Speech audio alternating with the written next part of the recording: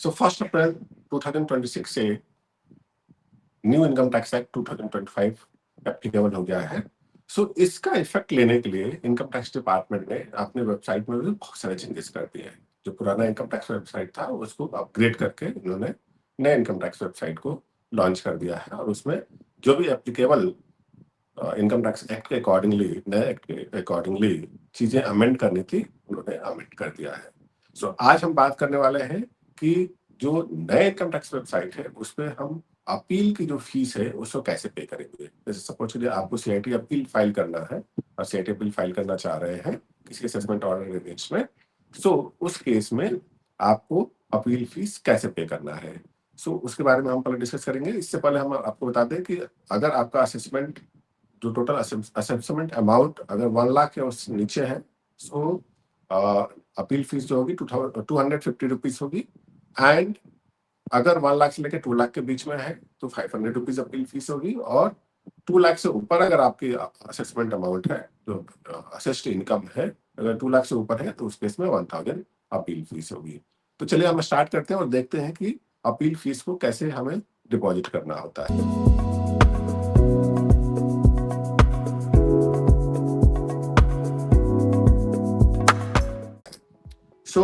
उसके लिए आपको इनकम टैक्स की वेबसाइट पे लॉगिन करना है। अपना इनकम टैक्स क्रेडेंशियल्स डाल करके आप लॉगिन कर लीजिए। लॉगिन करने के बाद आप ई फाइल पे जाएंगे, यहाँ पे ई पे टैक्सेस का ऑप्शन आएगा।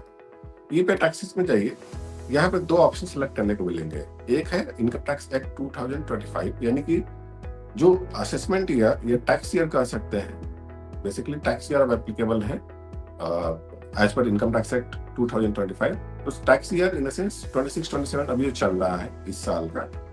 अगर इससे रिलेटेड कोई अपील, इस असेसमेंट ईयर से रिलेटेड कोई अपील है तो आपको ये सेलेक्ट करना है। अगर आपका असेसमेंट किसी पुराने फाइनेंशियल ईयर, यानी कि अगर फाइनेंशियल ईयर 25-26 एंड बिफोर का है, तो उस केस में आपको इनकम टैक्स एक्ट 1961 का ऑप्शन सिलेक्ट करना है। देन आफ्टर कंटिन्यू करना है। कंटिन्यू करने के बाद आपको न्यू पेमेंट का ऑप्शन दिखेगा, ठीक है, आप इस पर क्लिक करेंगे। इसके बाद इनकम टैक्स का एक ऑप्शन दिखेगा जहां पे आपको प्रोसीड का ऑप्शन दिखेगा, इस पर सिलेक्ट करना है। प्रोसीड करने के बाद में आपको असेसमेंट ईयर चूज करना है। तो सपोज करिए आपका केस जो है, जो असेसमेंट ऑर्डर आया है जिसके अगेंस्ट में आप अपील में जाना चाहते हैं, सीआईटी अपील या ज्वाइंट कमिश्नर अपील में जाना चाहते हैं, अगर वो असेसमेंट ईयर 24-25 का है तो आपको वो चूज करना है। चूज करते हैं यहाँ फाइनेंशियल ईयर 23-24 आ जाता है, ये आप क्रॉस चेक कर लेना है। देयर आफ्टर यहाँ पे ऑप्शन मिलेगा अदर रिसिप्ट का 500, जो 500 माइनर हेड है वो सिलेक्ट करना है। ये सिलेक्ट करते ही आपको सब टाइप ऑफ पेमेंट का ऑप्शन दे देगा, जिसमें आपको अपील फीस का ऑप्शन सिलेक्ट करना है। आपको ध्यान रहे कि assessment year, minor head 500 and appeal fees, this is a very important thing.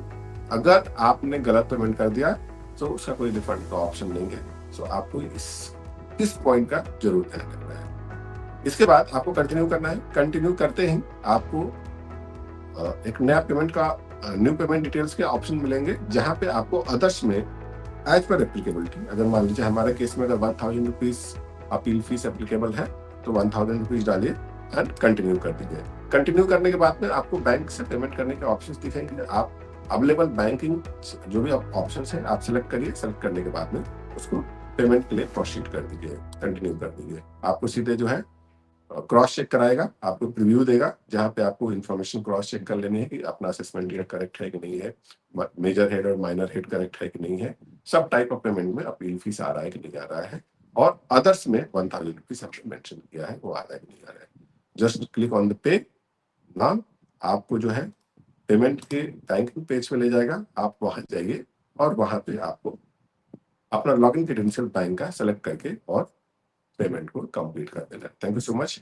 अगर आपको वीडियो अच्छा लगा तो लाइक एंड सब्सक्राइब करना जरूर ना भूलें, ताकि आपको हम इस तरह के कई सारे वीडियोस, एजुकेशनल वीडियो आपके साथ हम शेयर करते रहेंगे। Thank you so much.